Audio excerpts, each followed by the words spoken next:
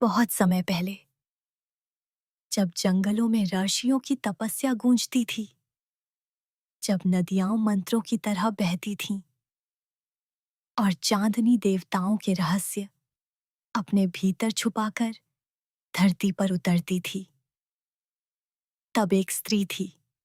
उसका नाम था अहिल्या।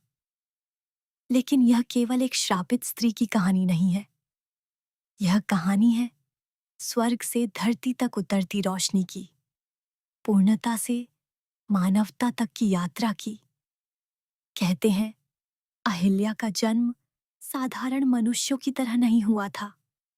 उन्हें स्वयं ब्रह्मा ने रचा था, इतनी सुंदर कि देवता भी उन्हें देखकर मौन हो जाते थे। उनकी आंखों में चांदनी की शांति थी। उनकी आवाज नदी की धारा जैसी मधुर थी और उनका अस्तित्व मानो किसी स्वप्न का रूप हो। ब्रह्मा ने उन्हें अपनी सबसे अद्भुत रचना कहा, पर शायद यहीं से उनकी नियति लिखी जा चुकी थी। क्योंकि संसार सुंदरता की पूजा तो करता है, पर उसे स्वतंत्र नहीं रहने देता। स्वर्ग में हर कोई अहिल्या को चाहता था। देवता, राजा, गंधर्व, सबकी निगाहें उन्हीं पर थीं। लेकिन ब्रह्मा ने उनका विवाह किसी राजा से नहीं किया। उन्होंने अहिल्या का हाथ सौंप दिया महान ऋषि गौतम महर्षि को। गौतम ऋषि ज्ञान के प्रतीक थे। तपस्या, संयम, वैराग्य, उनका जीवन संसार से दूर था। और इसी तरह अहिल्या स्वर्ग की चमक छोड़कर धरती के एक शांत आश्रम में आ गईं। जंगल सुंदर था, लेकिन उस सुंदरता में एक गहरा अकेलापन छिपा था। दिन बीतते गए। यज्ञ, मंत्र, तपस्या। गौतम अहिल्या का सम्मान करते थे, लेकिन उनका प्रेम पर्वत जैसा था, स्थिर, शांत, दूर। और अहिल्या अहिल्या अब भी जीवित थीं, सवालों से। रात में वे अक्सर चांद को देखा करतीं, बादलों के पीछे छुपा हुआ चांद। उन्हें लगता वह चांद कहीं उनके अपने हृदय जैसा है, रोशनी से भरा हुआ, फिर भी छुपा हुआ। दुनिया उन्हें देखती थी, लेकिन समझता कोई नहीं था।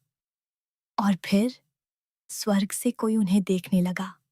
इंद्र, देवताओं का राजा। जहां गौतम स्थिरता थे, वहीं इंद्र इच्छा थे। जहां गौतम त्याग थे, वहीं इंद्र आकर्षण थे।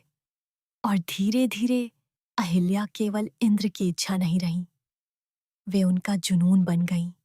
एक सुबह सूर्योदय से पहले गौतम आश्रम छोड़कर नदी की ओर चले गए।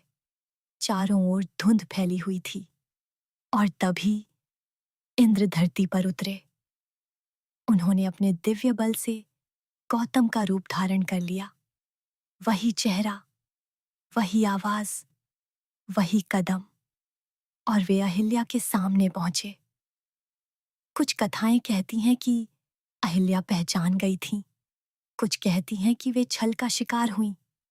लेकिन शायद सच्चाई इन दोनों के बीच कहीं थी, क्योंकि अब अहिल्या केवल स्वर्ग की निर्मल रचना नहीं थी, वे मनुष्य बन चुकी थीं, इच्छाओं, अकेलेपन और भावनाओं से भरी हुई। तभी आश्रम के बाहर कदमों की आवाज आई। असली कदम। गौतम लौट चुके थे। क्षण भर में इंद्र का छल टूट गया। सारा जंगल कांप उठा। गौतम की आंखों में केवल क्रोध नहीं था, वहां टूटन थी, विश्वास के टूटने की पीड़ा। उन्होंने इंद्र को श्राप दिया और फिर उन्होंने अहिल्या की ओर देखा। उनकी आवाज भारी थी दुख से, और उन्होंने अहिल्या को भी श्राप दे दिया। कुछ कथाओं में वे पत्थर बन गईं, कुछ में अदृश्य।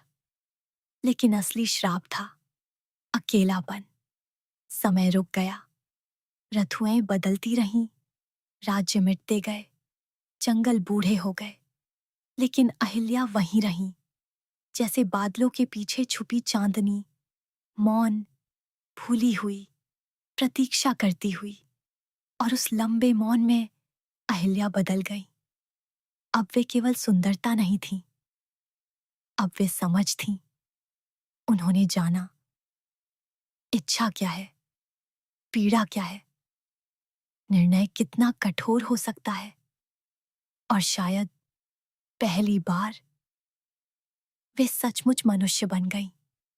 फिर एक दिन जंगल की हवा बदल गई, मानो वर्षों बाद किसी ने प्रकाश को फिर छुआ हो। आश्रम की ओर 3 लोग आ रहे थे। उनमें से एक थे रामा, उनके साथ थे लक्ष्मणा और ऋषि विश्वामित्रा। राम ने उस सोने आश्रम में कदम रखा, और जहां दुनिया ने पाप देखा था, राम ने वहां पीड़ा देखी। जहां सब ने दोष देखा, राम ने वहां अकेलापन देखा। उन्होंने अहिल्या को बिना निर्णय के देखा, बिना इच्छा के, बिना भय के, केवल करुणा से। और उसी क्षण मानो बादल हट गए, श्राप टूट गया, प्रकाश पूरे आश्रम में फैल गया, और अहिल्या फिर से प्रकट हुई। लेकिन अब वे ब्रह्मा की निष्कलंक रचना नहीं थीं। अब वे समय, दुख और अनुभव से बदली हुई आत्मा थीं। चांद बादलों से बाहर आ चुका था, पहले जैसा नहीं, लेकिन अधिक सच्चा, अधिक गहरा, अधिक मानवीय। और शायद इसी कारण अहिल्या की कहानी आज भी जीवित है, क्योंकि यह केवल श्राप और मुक्ति की कहानी नहीं है। यह कहानी है स्वर्ग से धरती तक उतरती आत्मा की, पूर्णता से अनुभव तक की, और रोशनी के उस सफर की जो अंधेरों से गुजरकर ही स्वयं को समझ पाती है।